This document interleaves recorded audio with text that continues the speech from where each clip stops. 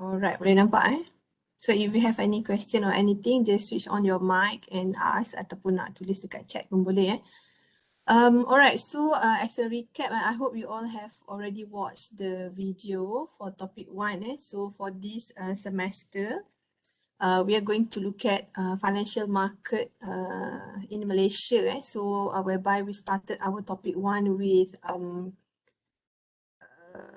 the overview of financial market in Malaysia. So I have introduced to you the differences between financial institution and non-financial institution. Kita dah tengok DFI, Development Financial Institution. Kita dah tengok for under chapter 1, you have also the functions of bank negara. So what we are going to do throughout the semester is actually everything concerning Malaysian financial market. So kita tak ada tengok yang country lain lah, because different country they have different rules, different regulations. But for this subject, kita fokus solely on Malaysian financial market. Okay. So for topic 2, this is quite different from topic 1. So for topic 2, what we have here is the interest determination. So before we move on to the details of what constitute financial market, what constitute capital market, kita nak tengok nanti later on kita ada money market.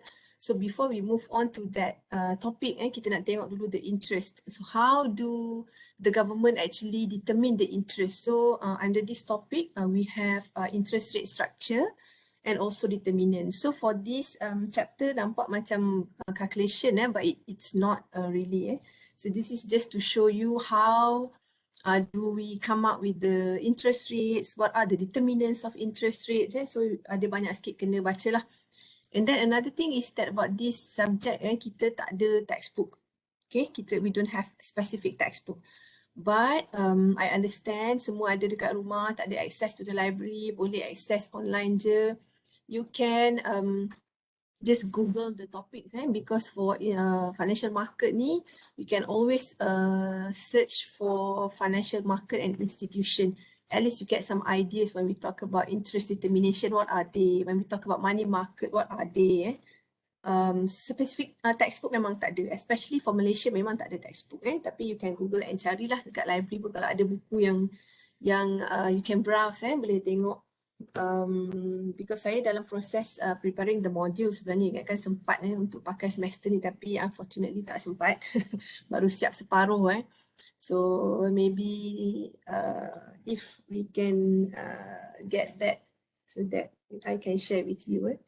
Alright, so let's look at interest determination. So for this one, there are a few elements or terms that you have to understand with regard to interest rates ni. So we have overnight policy rate or OPR. Kita ada discussion on base rate and also base lending rate. And kita ada lagi satu, the new rates lah. Alright. So why do we need to study about interest? Okay. So maybe nampak macam lah interest apa benda ni kan. Kalau you all dah belajar financial management, so ada juga element of interest dalam tu.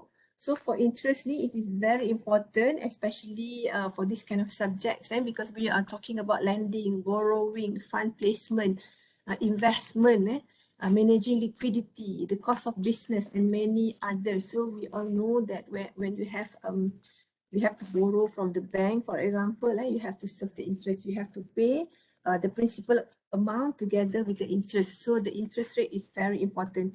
So for the financial market participants, they look forward on the announcement of interest rates, because sometimes when the interest rate is high or low, that will assist them, especially in deciding whether to take loans or not.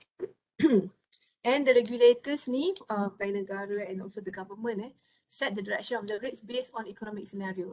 Kalau inflation tinggi, interest rate pun akan tinggi. But if the economy is good, then the interest rate pun quite stable and quite low.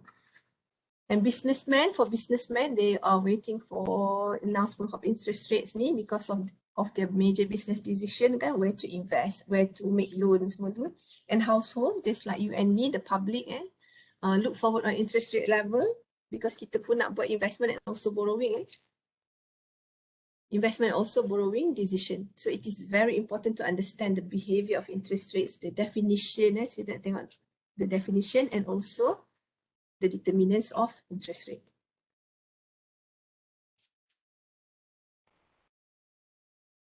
So what is interest rate actually? So here when we talk about interest rate, we are talking about the price of borrowing money. Okay, bukan pinjam RM10, bayar balik RM10. Itu kita dengan kawan kita boleh lah. But with financial institution, they have this small amount, not so small, interest rates portion.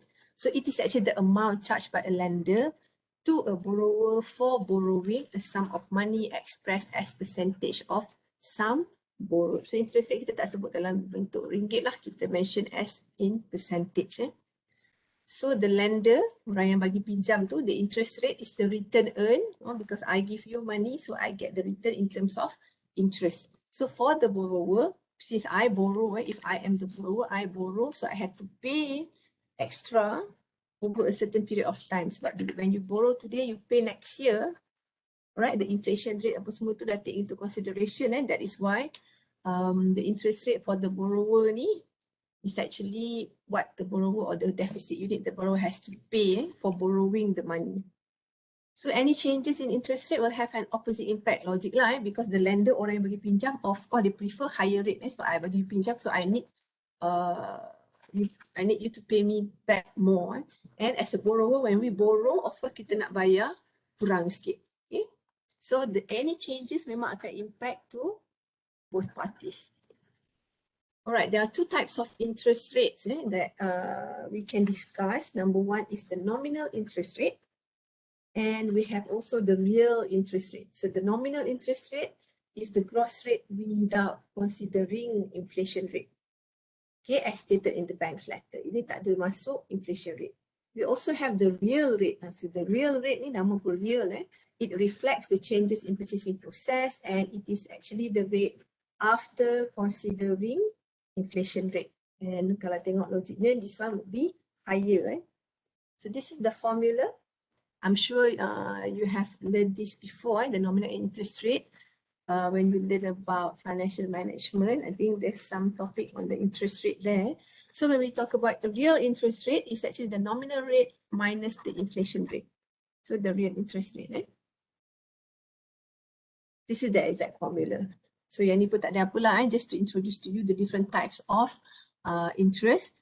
And this is the simple interest rate, how to calculate the interest rate. So the interest amount would be the principal times the number of days and times the rate and divided by 365 days. Sebab kita biasanya kira interest rate ni kita kata per annum kan.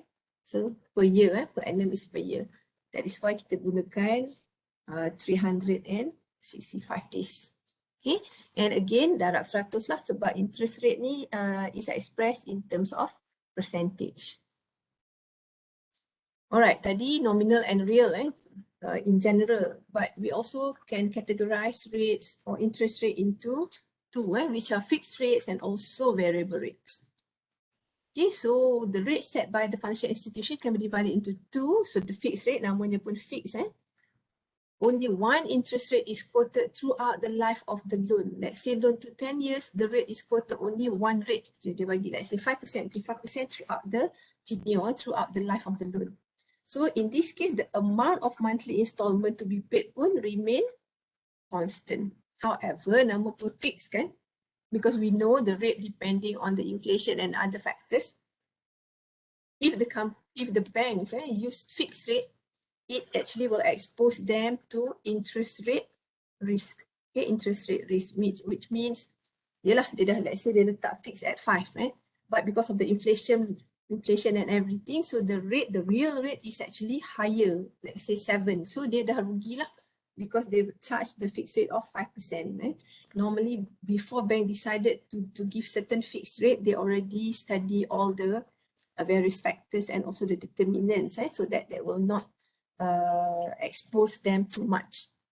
Okay, so variable, that's the opposite. Of course, they can vary from one period to another. So because they're variable. And then the rate floats or changes since it's pegged against the bank's benchmark rate. Ini nanti kita berkenalan lah dengan base rate and also the base lending rate, BR and PLR. That also changes due to changes in OPR. Okay, dah lagi satu dah, banyak R. So the advantage of this variable rate is that it protects both borrower and lender against fluctuations of interest rates. Okay. So when we talk about inflation, when we talk about the variation in the rates, so this variable rates ni will protect both lah, borrower and lender against fluctuation. So tak adalah teruk sangat. So usually charge on credit card facilities or hire purchase. Okay, so credit card nampak lagi banyak. The more you own, the higher the interest that you have to pay.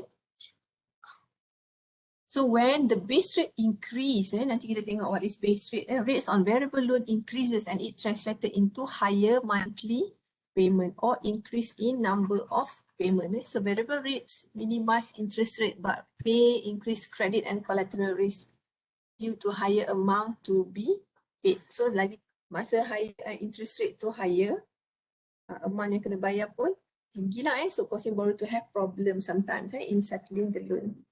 And this is usually used in property-based financing. Alright, now let's look at reference rate. So ada gambar bank negara dekat sini because this is the body or the institution, kita kata regulator yang set all this reference rate. Alright, the first one. OPR, overnight policy rate. Okay, nama dia overnight policy rate. This is the main reference rates and determining other market rates in the financial market. So this is the indicator of monetary policy stance of BNM. So ini bank negara yang come up with this OPR. So every bank semua kena ikut lah, dia akan follow. So throughout the course of the day, kita boleh nampak, kita mungkin tak perasan when we withdraw money, kita belanja and now semua benda dekat phone je kan, you pay using your mobile banking, tak ada bawa cash sangat. And you can transfer money, your parents can transfer you money, you transfer money to your friend kan, senang nak. It is a very easy process. But throughout the day, we should understand that banks ni dia pun transfer money to each other, to foreign banks, to large clients and other counterparts on behalf of the clients or on their own accounts. So at the end of the day, a bank may have a surplus or shortage of funds.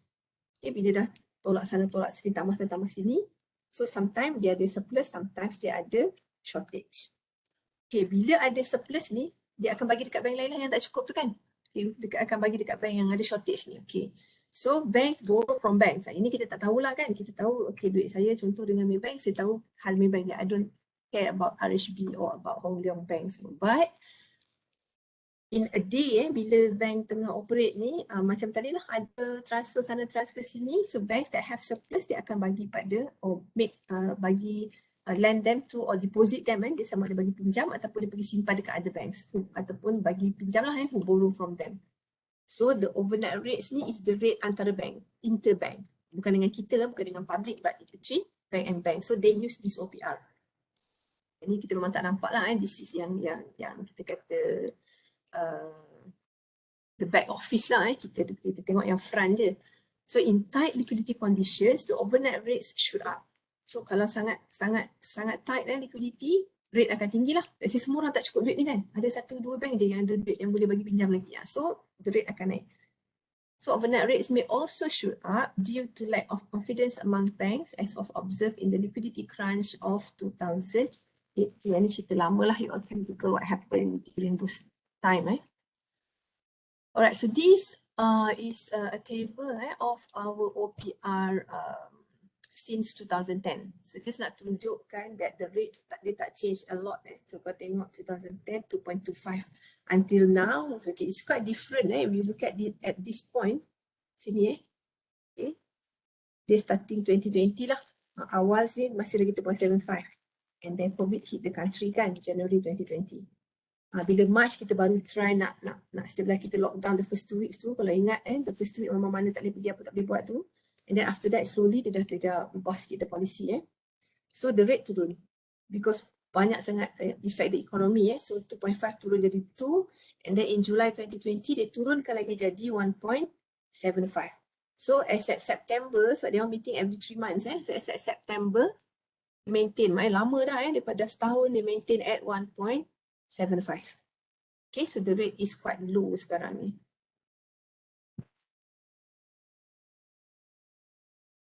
Alright, ini kita cerita OPR. OPR is the rate between bank and bank.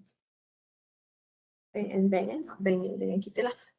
So next one, kita ada base lending rate. This is the minimum interest rate calculated by financial institution minimum. The base namanya pun base. So it is a minimum interest rate calculated by financial institution based on the formula which takes into account the institution's cost of funds and other administrative costs. Bagi orang pinjam ni kan, so they have to have one minimum rate, dan nanti dia tambah dengan lain-lain lah. So this minimum rate ni, mana dia dapat minimum rate ni? Ada formula, so based on their cost of funds and also other admin costs. So BLR ni used by commercial bank as a basis to quote for lending and advances to customer. Okay, so kita macam, kita tanya, nak buat loan kereta, rate sekarang berapa? 2%. So how do we know mana dia dapat 2% tu? So they have their own formula, different bank, dia ada different rate sikit. As long as the BLR ni minimum rate, dan dia akan tambah-tambah lain lah. Tapi because bank they have OPR. OPR tu sebagai kita kata base untuk dia setkan the BLR ni. So bila OPR tu sama across the bank, remember OPR ni bank negara yang setkan, so semua bank kena ikut. So based on this OPR, then banks come up with BLR. So with this BLR ni lah bank calculate sendiri the formula. Tapi to be competitive, the BLR is almost always the same amongst major banks. Yelah, tak nak lah dia tinggi sangat kan, nanti kan customer lari. So the BLR ni almost the same je. So again, dia ambil take into consideration the administrative cost. And the funding ni kalau ikutkan represented by 3 months Sbr. Sbr is London punya rate. Ni kita pakai daripada dulu lah. 3 month ringgit deposit rate traded in money market average nama dia. So tapi because of the recession semua, so BNM ni masuk campur lah. Because of when the economy is not good, normally the bank negara will interfere. So here ada pula revise the formula based on a rate. Masa ni dia buat intervention rate. Sekarang dah tak ada lah intervention rate ni.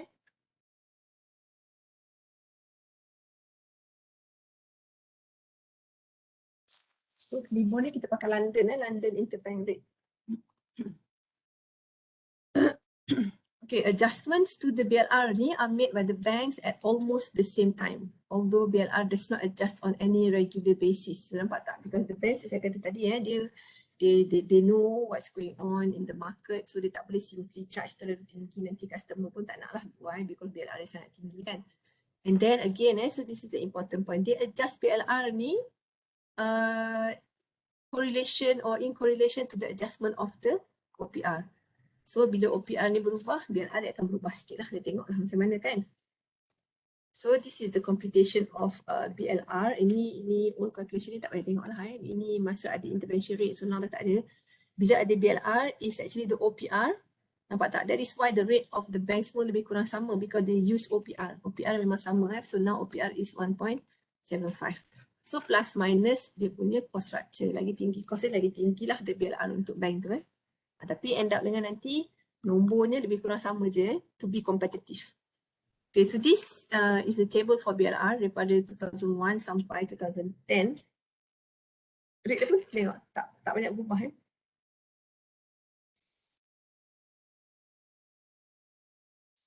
Okay. So from the record kita boleh tengok the highest BLR is 12.27% and the lowest is 5.55 in year 2009. Ini Malaysia punya BLR lah. So by now kita dah tengok OPR tadi which is the interbank rates, and then we also have BLR, right? So BLR tadi OPR plus minus operation cost lah. And also to reflect the moderating trend in the expected inflation rate to strengthen economic growth. to allow a faster transmission of changes in monetary policy on interest rates level, and also to reflect the downward trend in the expected inflation, as well as to sustain recent positive development in the economy. So, sekian lama pakai BLR ni, in 2015, Bank Negara introduce pula BR, bukan Baskin Robin base rate. So in 2005, they introduced base rate in the Malaysian financial system. It is said that the base rate is more transparent and based on borrowers' credit risk. Remember tadi masa kita buat BLR tadi, mana tadi formula dia, okay? BLR is OPR, OPR is transparent lah because this one comes from Bank Negara kan. But this one is not. We don't know kan. Lain, whatever bank charge to us, we don't know because they are using their cost structure which has nothing to do with the public. So we don't know. So tak berapa nak transparent. So the argument is that to make it more transparent, so Bank Negara come up with new rate, base rate. Dia kata more market driven and provides a more efficient pricing practice for retail loan. Especially for retail loan, the higher purchase, credit card loan. So how do banks come up with the base rate? Okay, base rate ni dia guna statutory reserve requirement. So nanti kita when we come to commercial bank nanti kita akan tengok ada satu statutory reserve requirement ni, which means setiap bank dekat Malaysia ni, masa tu kita tak pernah dengar bank bankrupt kan. Company lain tu biasa je dengar bankrupt kan, bank tak. Why tak? Sebab they have to maintain, dia ada satu level dia panggil SRR, Statutory Reserve Requirement. This ada minimum untuk setiap bank ni kena pergi letak dekat Bank Negara. Okay. So memang dia tak bankrupt lah sebab ada certain amount, selagi dia boleh meet the minimum requirement tu, then they have to the minimum SRR ni so that dia boleh operate. So for base rate, bank menggunakan SRR, Statutory Reserve Requirement, as opposed to BLR where banks calculate by taking into consideration the institution cost. Sekarang tak, sekarang dia based on SRR which is the minimum amount must be kept with Bank Negara. Okay, nanti masa kita buat commercial bank nanti kita akan tengok in detail lah what is SRR and how do bank calculate SRR. So to derive to the effective lending rates, the base rate which is lower than the BLR is added to a specific rate equivalent to the level of risk of borrower. Nampak tak? Kalau BLR tadi dia tengok bank cost structure kan, dia tak tengok kita punya ni macam mana, dia tak tengok the customer punya risk tu macam mana. But for base rate, dia tengok risk of borrower.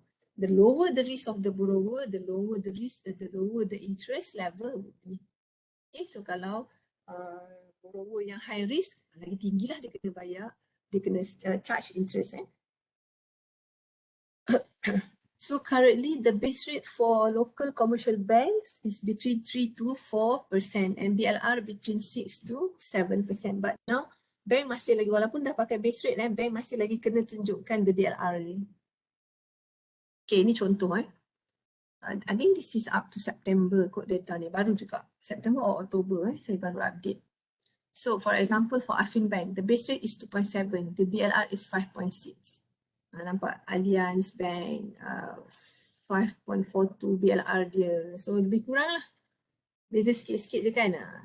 Tapi kita boleh nampak yang paling rendah is Maybank. Sebab Maybank dia pegang the highest market share in Malaysia, so they can afford to letak base rate yang rendah.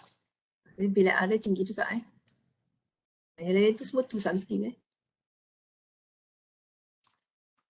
Okay, for Islamic financial institution pun kita ada ada the base rate juga, and also the base financing rate. Tengok, kalau conventional dia guna perkataan lending.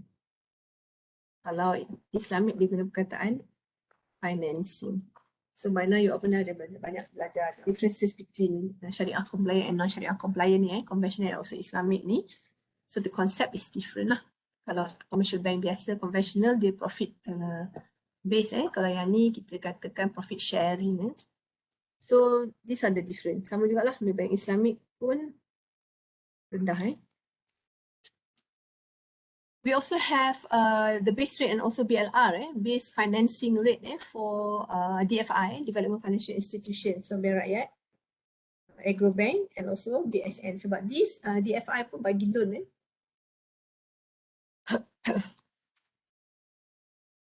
Alright, so by now tadi kita dah tengok OPR. OPR datang from bank negara OPR, and then kita ada BLR, and then kita ada base rate. Okay, what are the relationships? So kita boleh nampak lah relationship ni positif very strong, as any changes in one will have an impact on other rates. So kita tengok tadi kan BLR dia guna OPR sebagai base. Base rate pun sama juga, dia guna SRR tadi sebagai base, which is ada juga elemen OPR dekat dalam tu. So the OPR set by BNM ni is derived from the level of interbank rates. So tadi saya kata OPR ni is between banks. So these are the average rates bank lend and borrow among themselves. Macam tadi kan, bila satu bank tak cukup duit, dia bagi orang tu pinjam. Bila orang ni terlebih duit, dia pergi deposit kat bank lain. So they have one rate. Rate dia tak sama dengan kita. So the rate is called OPR, interbank rates. Okay, this is the example. Kalau tengok untuk, ini saya ambil personal financing I from Bank Islam, I Islamic. And mind you, nanti kalau you orang kerja apa semua teringin nak ambil personal loan, okay, personal loan, the rate is very high compared to loan kereta dengan you pergi buat ASB loan ke. So personal loan is very high. So contoh dekat sini dia kata reduce your monthly commitment and save. Okay.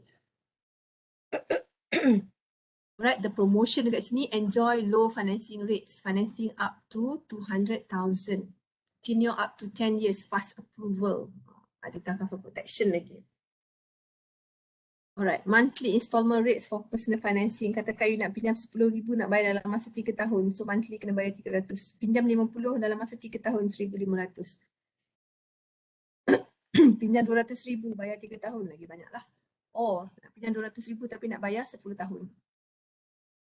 Pinjam 100,000 nak bayar 10 tahun. So the rate is different. Kalau tengok dekat sini sampai 3 tahun rate dia rendah je. Tapi kalau lebih daripada 3 tahun rate dia dah naik. Apa soalan tadi?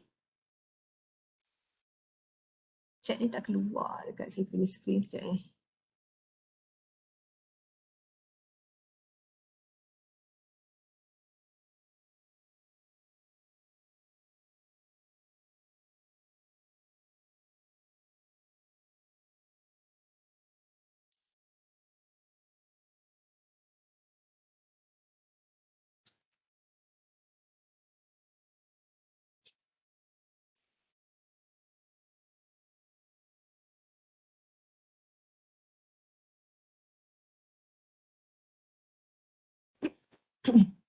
Okay, itu dikira risk juga siapa tanya tadi. Okay, because dia tengok macam dia, jangan ingat orang yang tak pernah dapat loan ni senang loan dia lulus. Sebab dia bila dia tak pernah buat, contoh at the age of 30 contohnya umur 30 but you never pinjam, tak pernah buat loan apa-apa, ataupun umur dah 35 baru first time nak buat loan. Susah sikit sebab apa? Bank tak ada record you. So they don't know, are you, walaupun tengok gaji apa semua tu clean kan, but are you really can afford to pay? They don't have your history. So lulus tu lulus, but mungkin dia akan masuk dalam kategori yang high risk lah sebab tak ada record bandingkan dengan orang yang banyak ambil loan tapi dia sebelum dia cantik je, bayar elok je setiap bulan, apa semua, whatever loan yang dia buat dia bayar elok je, so senang lagi untuk dia dapat. Nak bunyi macam pelik but it's true sebab dia tengok kita punya credit history. Walaupun saya pinjam banyak contohnya tapi my credit history is clean. Saya bayar, saya still bayar, tak pernah tertinggal bayar apa semua, so orang ni walaupun dah pernah, as long as you punya income tu cukup lah untuk serve your new loan tu Kalau income tak cukup nak serve the new loan pun tak ada jugalah. So yang tu nanti kita tengok masa kita buat commercial bank nanti So but here when we talk about the interest rate ni basically macam tu lah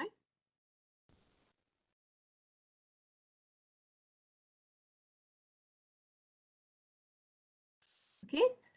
So again when we talk about the relationship between the rates, macam saya kata tadi lah, it's a positive rate So kita boleh tengok bila kita kata dia positive rate, increase in OPR will increase the BR and also the BLR, and finally the lending rates. Okay. So contohnya OPR is the interbank rates So kalau OPR ni naik, of course lah ni akan naik kan, akan ni naik ni turun. So lending rate kepada customer will increase. So kita boleh kata the lending rates ni is actually whatever yang kita nak buat loan tadi lah. Personal loan ke, housing loan ke. Right? So it's very simple. Kita kata dia direct and positive.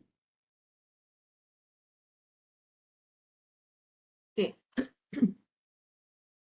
This is something new. Saya introduce dekat sini walaupun benda belum take place lagi. So if you look at the explanation here, so this is the what we call a revised reference rate framework.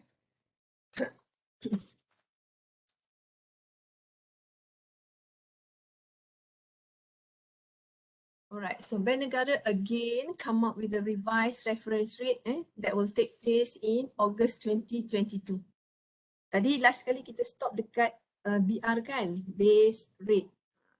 Tapi starting 2022, dia dah come up dengan satu lagi, something new, standardized base rate, SBR pula. So this will be used as the common reference rate for all financial institution for new retail floating rate loan. So ini untuk retail je lah. Untuk retail sahaja. So SBR ni will be linked solely to the OPR. So dia tak ada macam tadi lah pergi dekat BLR apa semua kan. So tak ada. So SBR ni terus dengan OPR.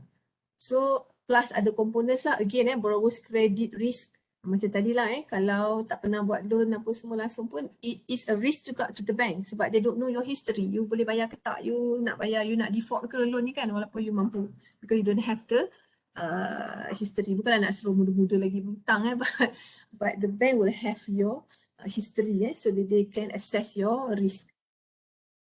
Liquidity risk premium, operating cost, profit margin and other costs will continue to be reflected in the spread above the SBR. So SBR ikut OPR.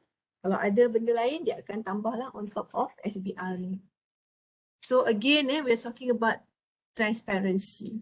Macam BLR tadi plus operation cost kan. So kita tak nampak. So dia come up with BR. BR ni dah plus dengan customers. Sebab tu starting from 2015 tu dia lain sikit kan bila kita nak buat loan tu. So because of that, because of dia tengok the customer credit risk tu. And the shift towards SBR ni no impact on the effective lending rates yang sedia ada lah because ini pun akan take into consideration ataupun akan start in 2022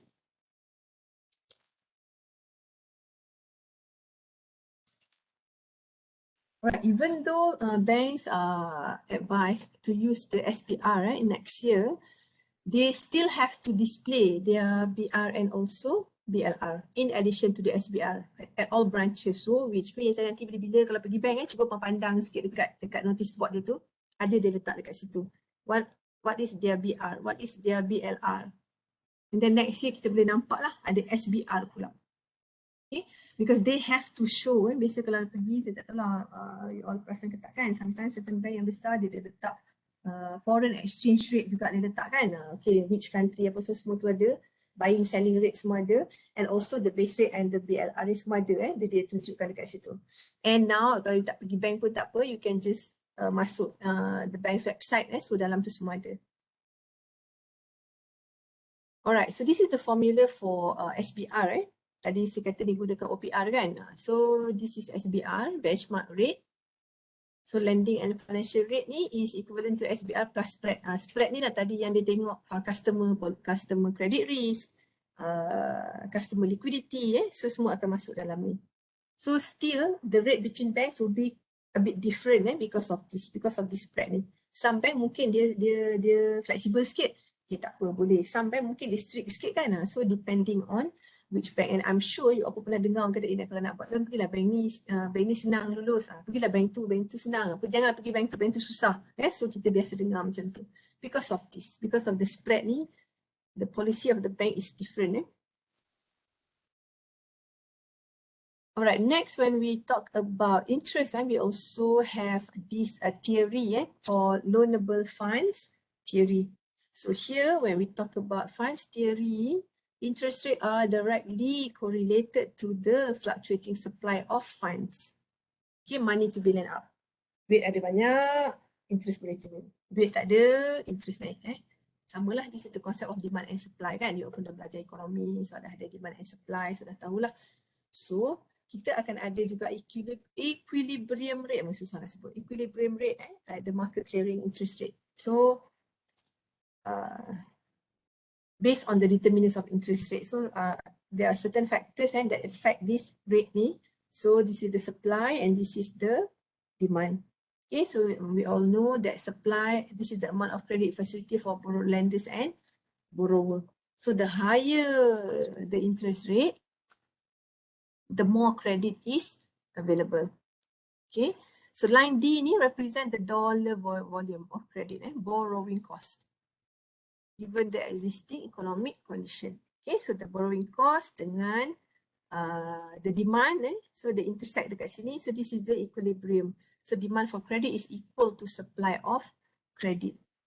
Okay, and benda ni boleh berubah depending on the factors. So kalau di supply dia turun, mana tadi supply dia turun? Okay, so they move horizontally to the left, turun sini lah.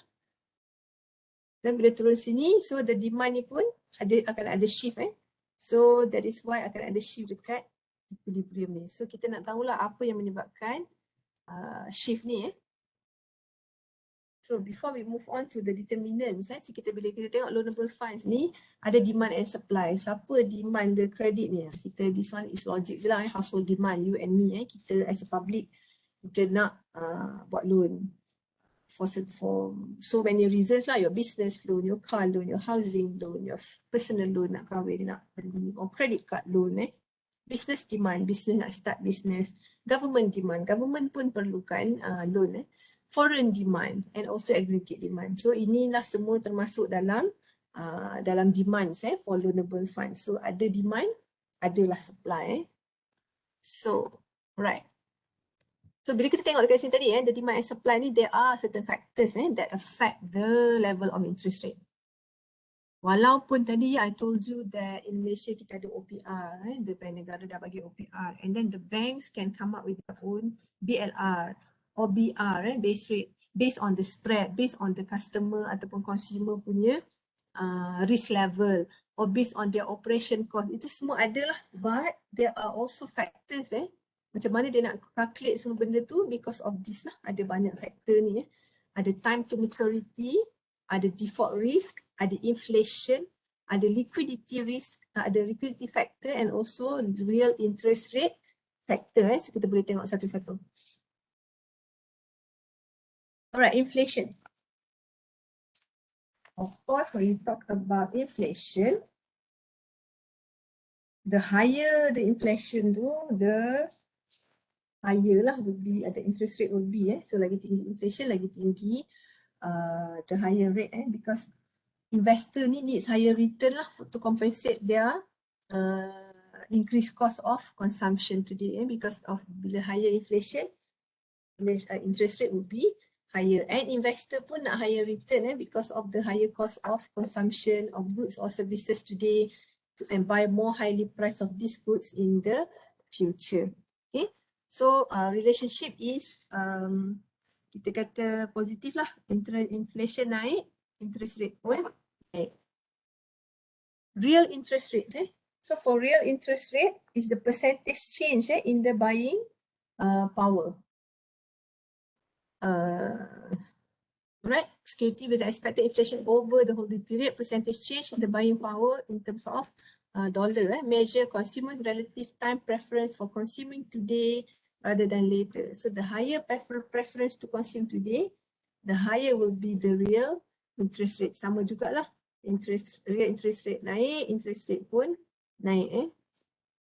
Default risk, okay, ini is a risk that the issuer will not pay the interest and principal on a timely basis. So ini tadi when you don't have the history so the bank cannot assess you accurately tak tahu orang ni boleh bayar on time ke tak, so tak ada record sebelum ni, so dia tak pernah buat loan. So this is the risk for bank, the default risk ni. So for the higher chances the default, the higher is the interest rate. Sama juga lah kalau nampak customer yang high risk, yang tak apa nak boleh bayar, so interest dia akan jadi tinggi lagi. Compared to customer yang clean, yang memang ada record bayar pun okay. So mungkin dia boleh dapat risk yang minimum. Liquidity. Okay, liquidity is about the securities that will be easily sold at the expected price. And we can talk about highly liquid assets. Okay, so liquidity ni dia terbalik sikit. Tadi semua naik kan, kalau contohnya interest rate naik, interest rate pun naik. Default risk tu tinggi, interest rate pun tinggi. Sekarang ni kalau liquidity tu tinggi, interest rate akan jadi rendah. Liquidity maksudnya aset tu kita senang jual. Kita senang jual. So whatever asset that you have that is easily converted into cash, kita kata liquidity is high lah. So kalau you pernah belajar accounting kan, kalau kita cerita pasal cash dengan inventory, the liquidity level tu cash lagi liquid. Sebab cash, kita dah ada cash kan, but inventory less liquid. Sebab apa? It takes longer time untuk kita jual the inventory untuk kita dapatkan cash. Tu beza dia lah. So if liquidity is higher, then the interest rate is lower. Next is time to maturity. Okay, times to maturity means the length of time the security will mature. Lagi lama tempoh loan contohnya, lagi tinggi the interest. Sama macam example tadi lah, kita tengok ambil Islam tadi kan. Ni tadi, I show you just now. Nampak? Pinjam 3 tahun, interest rate 6% je. Naik, tahun keempat, dah makin tinggi interest dia. Because the longer time you take to repay, the higher the risk will be. The higher the risk that you will not pay tu. So the higher the risk, the higher the interest rate lah. So logiknya macam tu lah kan. Mana tadi? Okay.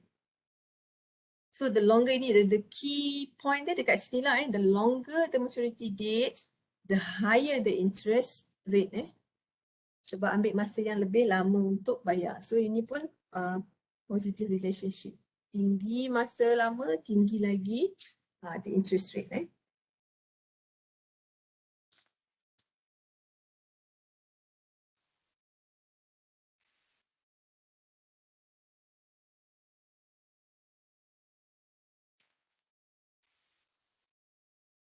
Ada soalan tak so far? Okay. Doktor, Ya. saya nak tanya tadi dekat slide yang differences between fixed rate dengan variable rate tadi. Okay. Tadi dia ada kata dekat variable rates tu dia protects both lender and borrower. Macam mana dia? Saya tak faham macam mana dia protect borrower. Kalau lender tu boleh agaklah. Macam mana variable rates tu dia protect borrower? Okay. Saya rasa yang ni point tu untuk fixed rate ni. Protect the borrower and lender ni kan. Against because here the point ni they talk about fluctuation of interest rate ni. So this is about fixed, bukan about variable ni. So ini variable. So ini fixed sebab kalau variable akan fluctuate kan? Sekarang ni bila kata protect against fluctuation, this is for fixed ni. Okay, faham. Okay, so for fixed rate, termix up kot the point dekat sini. Tapi basically macam yang kita semua faham lah, kalau fixed rate tu dia fix, kalau variable tu dia varies. So ini fix lah ni untuk protect against fluctuation ni, this is the fixed rate. Okay, Doktor, thank you. Alright.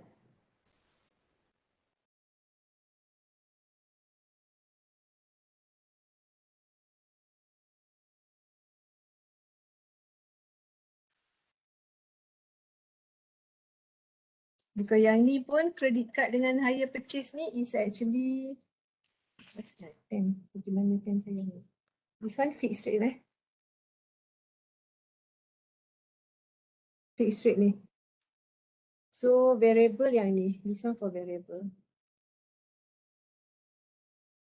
Untuk property based housing loan contohnya. Housing loan. Kalau yang ni tadi credit card, hire purchase lah, HP is hire purchase maknanya car loan.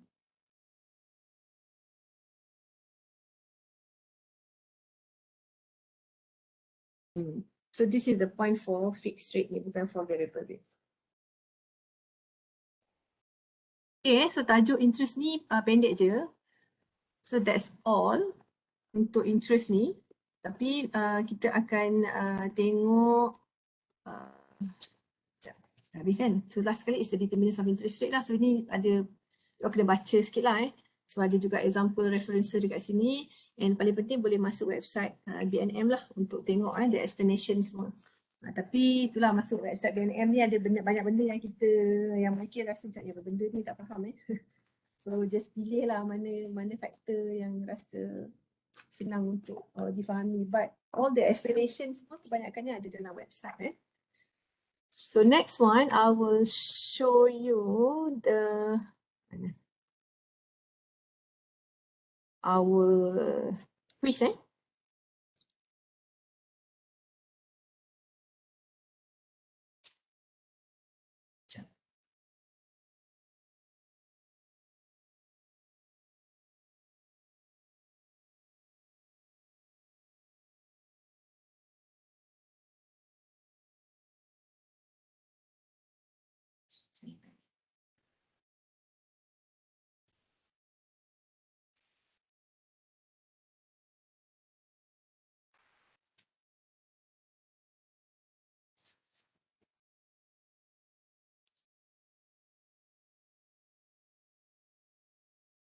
Alright, so well done to everyone yang completed the quiz So this is the result dekat sini. I think you all semua pun dah dapatkan the resultnya but so I think highest is 7 so well done. Sebab tengok video je and you can answer the question And then let's look at the answer. Saya tak tahu macam mana nak tunjukkan view yang lagi nampak because this is my view masa saya set up the quiz So saya terus share. You all can see my screen kan? This is my guru. Alright, so for question 1, which of the following institutions is classified as a non-bank financial intermediary? Agro-bank lah. Lagi 3 ni, ni investment bank, ni Islamic bank So agro-bank ialah non-bank financial intermediary. Number 2, which of the following institution is not prescribed under the DFI? Ini semua DFI kecuali MIDF dia bukan DFI. Services rendered by a commercial bank, okay, accept. Okay, commercial bank dia ada custody service such as safe deposit and share custody. Trade financing facilities, okay, such as letters of credit, ini pun commercial bank buat. Retail banking services, okay, retail commercial bank dia involved dengan retail, dia bukan corporate, dia retail kita kata retail. Perform submission on equity and bond issuance to the Securities Commission, ini commercial bank tak buat, ini investment bank yang buat so jawapan dia yang ni. Next one, which of these institutions supported government initiative in the strategic sector? DFI lah, Development Financial Institutions. Foreign ownership, yang ni kena cari sikit lah. Tak tahu lah you cari jumpa ke tak. Foreign ownership life insurance ni, Allianz Life ni. Lain semua local Not core activities of an investment bank. Okay, again, investment bank dia buat benda corporate je. So kalau macam mungkin tengok kalau dekat, even dekat commercial bank pun, some commercial bank dia ada corporate advisory juga tapi core activity untuk investment bank dia tak buat retail. Retail or commercial bank boleh buat kerja-kerja investment bank tapi investment tak buat kerja-kerja retail So the answer is retail investment advisory. Walaupun investment advisory kalau tak ada perkataan retail ni betul juga activity of investment bank tapi bila ada perkataan retail ni bukan. Retail ni maksudnya customer yang kecil-kecil lah not corporate customer. So investment bank dia tak deal dengan individual, dia deal dengan corporate customer sahaja. Not primarily used in financing activities in Islamic bank in Malaysia. Okay, yang ni kalau you all salah, kalau tengok semua term ni macam pernah dengar kan, semua ni Islamic punya contract. Tapi soalan tanya financing. Murabahah financing, al-ijarah financing, bai'inah financing, mudarabah bukan financing, mudarabah investment. Ini profit sharing. So dia bukan financing, dia adalah investment activities. So kalau salah kat sini, not because of semua ni betul, semua ni adalah contract semua ni adalah Islamic contract. Tapi mudarabah tak dipakai untuk financing. Which of the following is the type of insurance companies in Malaysia besides life insurance? Okay. Ni pun boleh tengok kan, itu semua ni macam betul je kan. Tapi semua ni masuk dalam kategori general insurance. So kita ada life and general sahaja. Yang lain-lain semua masuk dalam general. Question 9, which of the following, ini pun kena cari jugalah, full-fledged foreign Islamic bank, Kuwait Finance House. Yang lain ni bukan full-fledged lah, dia ada local ownership dalam ni, kecuali KFH lah, Kuwait Finance House. And last question, prior to investment banks, these banks are known as merchant banks. Okay, so paling tinggi tadi kita tengok 7 kan. Alright, next one regarding your assignment. Saya baru bagi tahu dekat group B tadi. Dalam kelas ni ada 29 of you. So I expect 10 groups. Ada group yang akan ada 2 orang je nanti for the assignment. So assignment kita related. You will have 3 assignments. Task 1, Task 2 and also Task 3. Assignment 1, 2, 3. All 3 are group assignments. So dah boleh start pilih group members dan boleh letak dekat WhatsApp group nanti. We are going to have 10 groups. Satu group akan ada 2 orang lah. 29 orang dalam group ni. And what you have to do is, saya kongsikan terus dekat sini lah the assignment dia. Kita boleh discuss dekat sini. Mana soalan dia? Okay.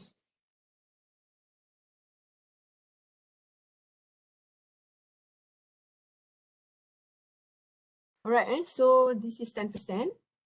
You have to choose a commercial bank. Walaupun nampak group macam banyak, don't worry. Nanti commercial bank kita ada 26 banks. 26 commercial banks. So bolehlah pilih mana-mana bank. Tapi that's why I need you to write down your group member names and also the bank of your choice. Saya tak nak dalam kelas ni ada buat bank yang sama. And if possible, nanti saya share juga bank yang dah diambil oleh group B. Kalau boleh jangan ambil bank yang sama lah, especially bank yang besar-besar ni. Sebab nanti your assignment throughout the semester, tiga assignment ni akan guna bank yang sama. Information daripada bank yang sama. So what you have to do is, you have to find the statement of financial position ataupun balance sheet. Cari latest 2019 or 2020, 2021. Kalau ada bank yang dah keluarkan annual reports 2021 pun boleh. It can be 2020 and 2021 ataupun 2019 and 2020. Okay. Tengok bila dia punya year end dia lah. Kalau year end dia December 2021 belum lagi lah. Baru ada 2020. Tapi kalau year end dia March, year end dia May, dah ada dah 2021 punya. Then you can ambil the recent one. So based on your choice of bank, I want you to identify the items on the asset side and the items on the liability and equity side. So you might be surprised kalau those of you yang macam sebenarnya you ada belajar sikit on financial accounting kan. So kita dah tahu apa benda asset, apa benda liability, but for bank dia lain sikit. So this is why you need to do this assignment so that you can see that banks punya financial statement tak sama dengan non-bank punya financial statement. Bezalah bank dengan manufacturer kan, company jual biskut, lain aset dia bandingkan dengan bank. So I just need you to identify the items, asset, liability and equity, and calculate and determine the item that contribute the most to the asset and the item that contribute the most to the liability. Maknanya dalam list of asset tu apa item paling tinggi, dalam list liability equity apa item paling tinggi. I want you to prepare a slide presentation for 5 minutes and you can present your infographic pun and I need you to submit not your presentation, not your PowerPoint slide but your infographic. You boleh pakai lah Canva ke Pictochart ke Infogram whatever. Tapi ni boleh abaikan part group leader to submit because last time tak ada lagi option dekat guru yang ada group member tu Ni tak tahu lagi you perasan ke tak saya baru perasan benda ni tadi. So ada submission group ni. Nanti you all group A kan contohnya. Okay. So saya dah set dah dekat sini 10 group. So nanti masa nak submit nanti you just letak your name dia dekat dalam setiap group ni. So sebelum ni saya minta group leader je hantar. So ada 10 je lah kan. But now nama semua orang akan ada dalam ni lah. I think when the group leader nak submit nanti, you can choose the assignment mana nak submit. Contoh group ni nanti nak submit, I think you boleh letak nama kawan-kawan kot dekat sini. So make sure nama everybody is there lah. Kalau tak nanti dia akan keluar dekat sini. Yang tak ada not in group tu nanti akan ada nama dekat sini. So this is new. Last semester tak ada lagi benda ni. Dia orang buat some improvement lah for this group assignment punya ni. And for this semester, I have decided to use my guru je for our quizzes semua. Last time saya pakai Google Classroom. And again, bila you log into class, please log in using this web conferencing ni. Guna link dekat sini so that I will capture your attendance. And nanti the link to the recorded video pun saya akan letak dekat sini lah. So ni pun macam biasalah semua dah biasa pakai my guru. So everything is here. You can subscribe to my YouTube so that you can watch the video later. And if you have any problem with your internet, tak boleh nak join kelas pagi, internet tak bagus, kena keluar pergi jauh whatsoever, just let me know. Saya nak tahu je. Rather than tiba-tiba you missing kan, cari kat mana, alamak doktor saya tak boleh masuk kelas lah. So you better tell me now so that I know. Because setiap kelas saya akan letak video so that you can watch later.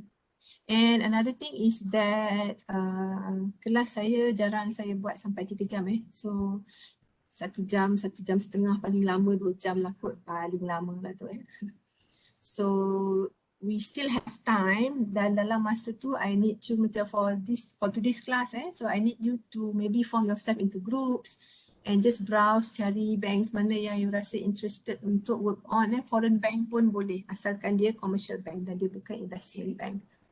And you have until next Friday cuti the following Friday tu untuk present. So the presentation will be done during class lah on the 12th of November nanti. So that would be your first assignment. Second and third akan follow later lepas kita dah buat first assignment. So in a group of 3 nanti mungkin juga akan tanyalah siapa nak present kan. You can choose seorang je untuk present ataupun you can take turn 3-3 nak present pun boleh. Tapi submission hanya dalam bentuk infografik your PowerPoint slide tu tak hantar pun tak apa. Just for presentation. Okay?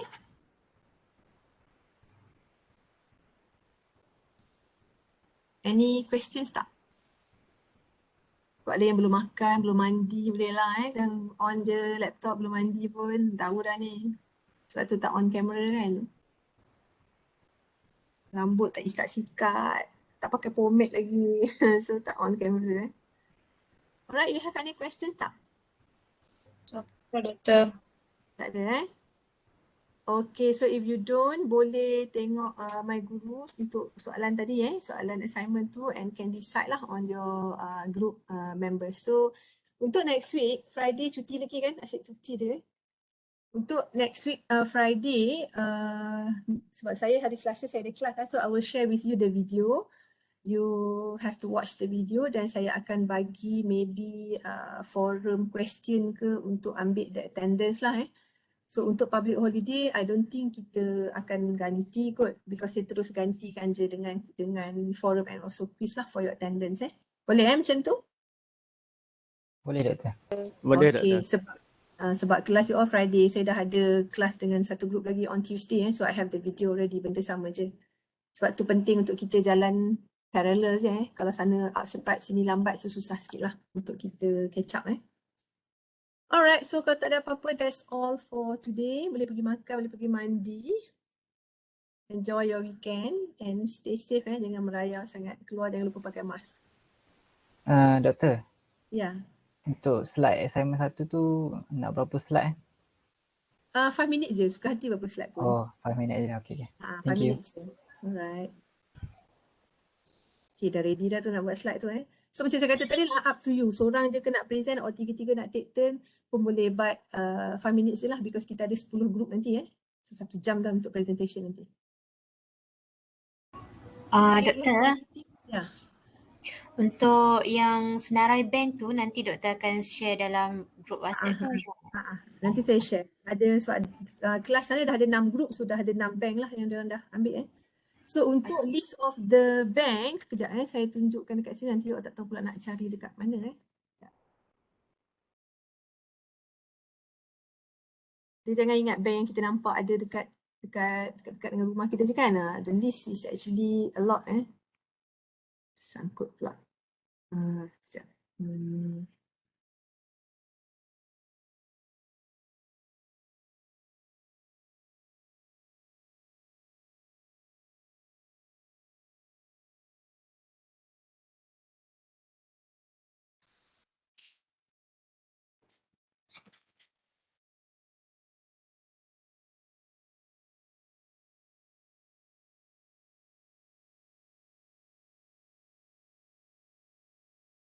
Okay, so I share with you here. Kita tengok kejap Okay, this is Bank Negara website. Okay, so dalam ni ada list of licensed financial institution. So this assignment saya minta you all buat on commercial banks. So these are the commercial bank. Tu. Ada 26. Pilihlah salah satu dekat sini. So untuk saya tag dekat sini lah kot Untuk group B yang dah ambil is Maybank. Bangkah tak kat sini.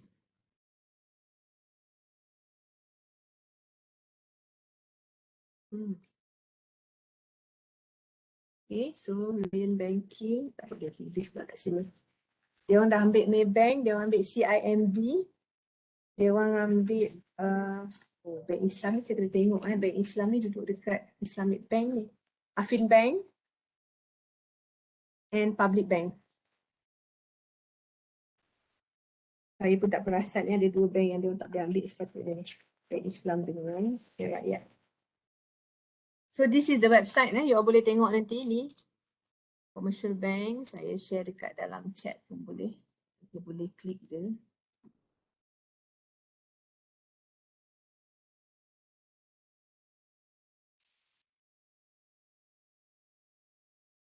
Okay, so these are the 26 banks. So kita baru pakai 16 sebab 10 grup ni lagi 6 dekat grup B So ambil lah mana-mana. Ownership tak kisah. Kita nak commercial bank je. L is for local local bank. F is for foreign. So Bangkok Bank, Bank of America, foreign lah. Kalau nak ambil local pun boleh. Nak ambil foreign pun boleh. Ataupun nak berkenalan dulu kan AJP Morgan tu bank apa So boleh tengok dulu apa dia bank dia. Okay. Alright. Boleh Saya kena bagi tahu balik kat dia ni. Saya pun tak perasan. Dia orang pilih bukan commercial bank. Okay, so that's all for today. I will see you untuk next week. Nanti saya akan maklumkan lah macam mana the video apa semua nanti and also the forum. Right? Thank you. Terima kasih, Doktor. Okay. Terima kasih, Doktor. Right. Doktor. Okay, thank you. Thank you, Doktor. Thank you, Doktor. Thank you, Doktor. Thank you, Doktor. Dah pergi mandi. Thank you, Doktor. Thank you, Doktor. Okay.